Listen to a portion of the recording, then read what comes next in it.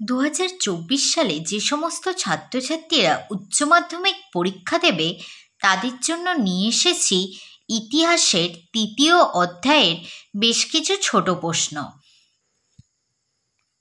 এই প্রশ্নগুলি অত্যন্ত গুরুত্বপূর্ণ। এই প্রশ্নগুলি অবশ্যই তোমরা খুব ভালোভাবে পড়বে। দেখো, প্রথম প্রশ্ন রয়েছে, ফারুকসিয়ারের ফরমান কি? এর উত্তরটি হলো 1717 খ্রিস্টাব্দে ইস্ট ইন্ডিয়া কোম্পানি মোগল সম্রাট ফারুকসিয়ারের নিকট বার্ষিক 3000 টাকার বিনিময়ে সুবা বাংলায় বিনা শুল্কে বাণিজ্য করার যে ছাড়পত্র পায় তাকেই বলা হয় ফারুকসিয়ারের ফরমান। এরপর দেখো দ্বিতীয় প্রশ্ন। দ্বিতীয় প্রশ্নটি হলো, আলিগড়ের সন্ধি কত খ্রিস্টাব্দে কাদের মধ্যে স্বাক্ষরিত হয়? এর উত্তরটি হলো 1757 খ্রিস্টাব্দে ইংরেজ কোম্পানি ও বাংলার নবাব সিরাজউদ্দৌলার মধ্যে স্বাক্ষরিত হয়। এর পরের প্রশ্নটি হলো, অন্ধকূপ হত্যা কি? এর উত্তরটি হলো, কলকাতা আক্রমণকালে বাংলার নবাব 146 জন ইংরেজ সৈন্যকে একটি 18x14.1 বর্গফুট ঘরে বন্দি করে রাখেন। ফলে 123 জন সৈন্য দমবন্ধ হয়ে মারা যান। এই ঘটনা ইতিহাসে অন্ধকূপ হত্যা নামে খ্যাত।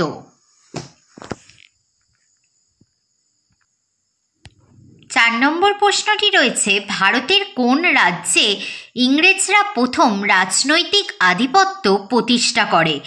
এর উত্তরটি হলো, বাংলাদেশে ইংরেজরা প্রথম রাজনৈতিক আধিপত্য প্রতিষ্ঠা করে। 5 নম্বর প্রশ্নটি হলো, পলাশির লুণ্ঠন বলতে কি বোঝো?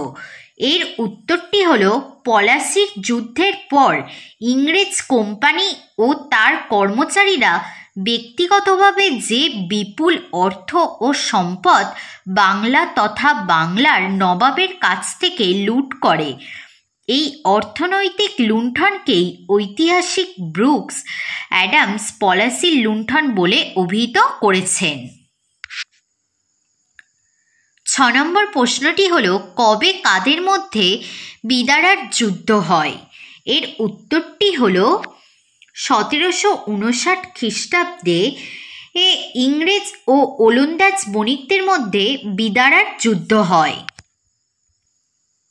7 নম্বর প্রশ্নটি হলো, কবে কাদের মধ্যে বন্দিবাসের যুদ্ধ হয়? এর উত্তরটি হলো 1760 খ্রিস্টাব্দে ইংরেজ ও ফরাসিদের মধ্যে বন্দিবাসের যুদ্ধ হয়। 8 নম্বর প্রশ্নটি হলো, 1760 খ্রিস্টাব্দের বিপ্লব বলতে কি বোঝো? এর উত্তরটি হলো, 1760 খ্রিস্টাব্দে ইংরেজ কোম্পানি মির্জাফরকে বাংলার নবাব পদ থেকে সরিয়ে মীর কাসিমকে স্থাপন করেন। এই ঘটনাকেই বলা হয় 1760 খ্রিস্টাব্দের বিপ্লব। 9 নম্বর প্রশ্নটি হলো, কত খ্রিস্টাব্দে বক্সারের যুদ্ধ হয়? একই সাথে এই যুদ্ধে ইংরেজ সেনাপতি কে ছিলেন? এর উত্তরটি হলো 1764 খ্রিস্টাব্দে বক্সারের যুদ্ধ হয়। এই যুদ্ধে ইংরেজ সেনাপতি ছিলেন হেক্টর মুনরো।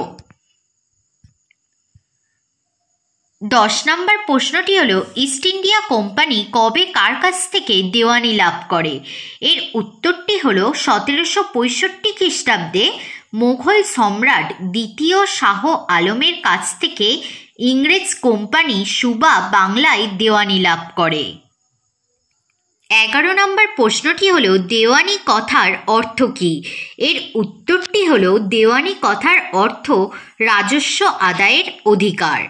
12 নম্বর প্রশ্নটি হলো, কাকে ভারতের ম্যাকিয়াভেলি বলা হয়? এর উত্তরটি হলো, মারাঠা নেতা নানা ফড়নবিসকে ভারতের ম্যাকিয়াভেলি বলা হয়। 13 নম্বর প্রশ্নটি হলো কবে কাদের মধ্যে অমৃতসরের সন্ধি স্বাক্ষরিত হয়?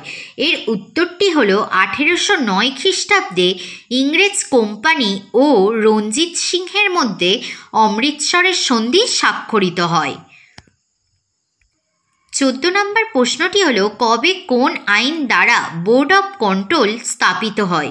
এর উত্তরটি হলো 1784 খ্রিস্টাব্দে পিটের ভারত শাসন আইন দ্বারা বোর্ড অফ কন্ট্রোল স্থাপিত হয়।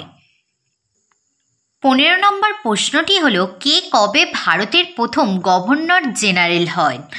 উত্তরটি হলো লর্ড উইলিয়াম বেন্টিং 1833 খ্রিস্টাব্দে ভারতের প্রথম গভর্নর জেনারেল হন। 16 নম্বর প্রশ্নটি হলো কবে কী উদ্দেশ্যে ফোর্ট উইলিয়াম কলেজ প্রতিষ্ঠিত হয়? এর উত্তরটি হলো 1800 খ্রিস্টাব্দে ভারতের নবাগত ইংরেজ প্রশাসকদের এদেশীয় ভাষা ও সংস্কৃতি বিষয়ের প্রশিক্ষণ দেওয়ার জন্য ফোর্ট উইলিয়াম কলেজ প্রতিষ্ঠিত হয়। 17 নম্বর প্রশ্নটি হলো কোন আইন দ্বারা কবে কলকাতার সুপ্রিম কোর্ট স্থাপিত হয়? এর প্রধান বিচারপতি কে ছিলেন? এর উত্তরটি হলো 1784 খ্রিস্টাব্দে রেগুলেটিং অ্যাক্ট দ্বারা কলকাতা সুপ্রিম কোর্ট স্থাপিত হয়। এর প্রথম প্রধান সেনাপতি ছিলেন স্যার এলিজা ইম্পে। 18 নম্বর প্রশ্নটি হলো সনদ আইন কবে প্রবর্তিত হয়? এর উত্তরটি হলো 1853 খ্রিস্টাব্দে। 19 নম্বর প্রশ্নটি হলো কর্নওয়ালিস কোড কি? এর উত্তরটি হলো ভারতে ইংরেজ কোম্পানির কর্মচারীদের দুর্নীতিরোধ ও তাদের সততা, নিয়মানুবর্তিতা প্রভৃতি বৃদ্ধির জন্য বড়লাট লর্ড কর্নওয়ালিস 1793 খ্রিস্টাব্দে 48টি আইন সহ যে আইন সংহিতা প্রকাশ করেন তাকেই বলা হয় কর্নওয়ালিস কোড। 20 নম্বর প্রশ্নটি হলো আমিনি কমিশন কি? এর উত্তরটি হলো ওয়ারেন হেস্টিংস সুবা বাংলার রাজস্ব সম্পর্কিত তথ্য সংগ্রহ করার জন্য 1776 খ্রিস্টাব্দে যে কমিশন গঠন করেন তাকেই বলা হয় আমিনি কমিশন। 21 নম্বর প্রশ্নটি হলো কে কবে চিরস্থায়ী বন্দোবস্ত প্রবর্তন করেন?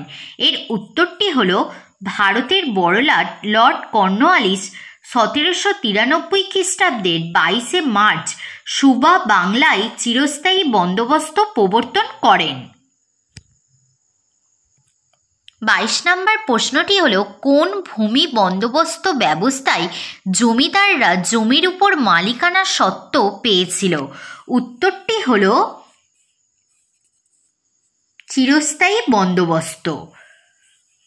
23 নম্বর প্রশ্নটি হলো কে কবে পাঞ্জাবকে ব্রিটিশ সাম্রাজ্যভুক্ত করেন? এর উত্তরটি হলো 1848 খ্রিস্টাব্দে লর্ড ডালহৌসি পাঞ্জাবকে ব্রিটিশ সাম্রাজ্যভুক্ত করেন। 24 নম্বর প্রশ্নটি হলো গ্যারান্টি ব্যবস্থার দুটি শর্ত উল্লেখ করো।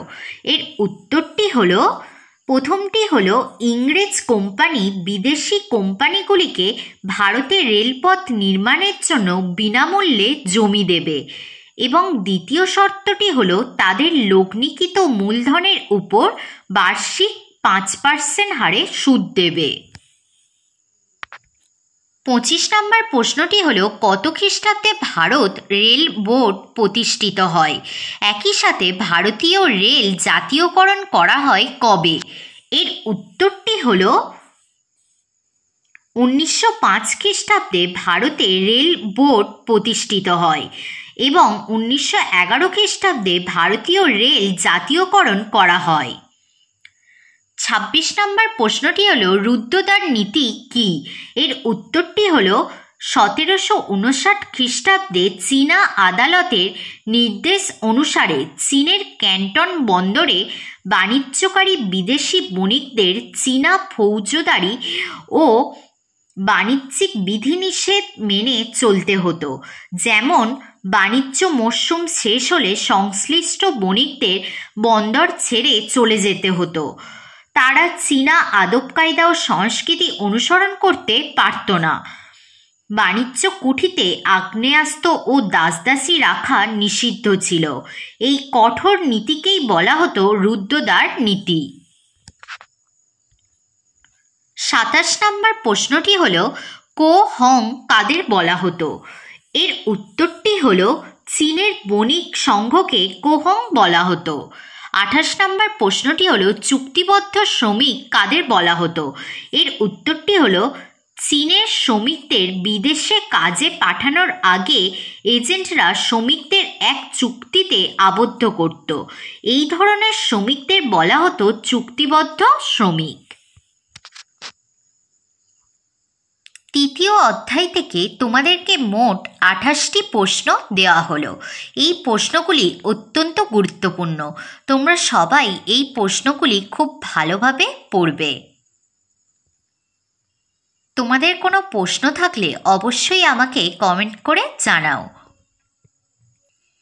আজকের ভিডিওটি এই পর্যন্ত।